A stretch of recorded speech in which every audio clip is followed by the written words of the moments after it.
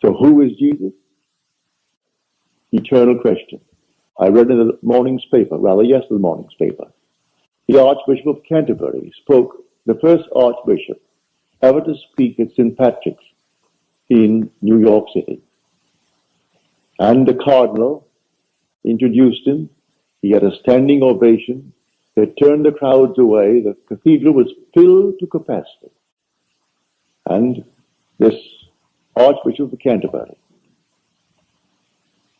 and he spoke to the crowd. Then he went up to Riverside Church, and he spoke there. He had seen in the interval, he saw Jesus Superstar. Well, I haven't seen the play.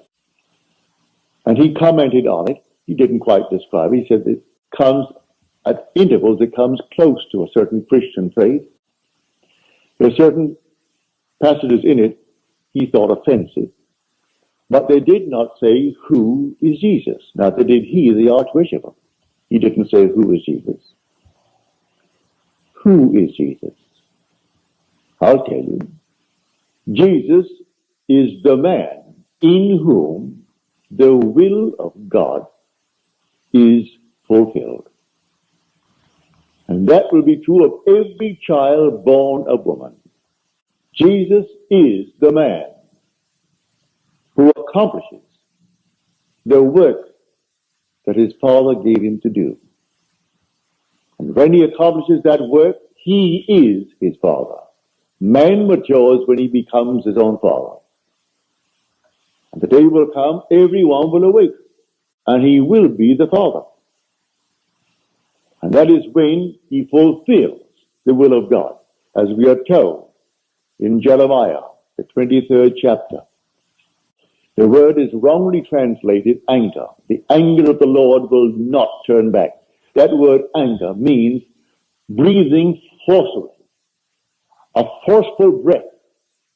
Doesn't have to be an angry breath because you're breathing forcefully. The word breath and the word spirit are the same in both Hebrew and Greek. So the Spirit of the Lord will not turn back until it has executed and accomplished the intents of my mind.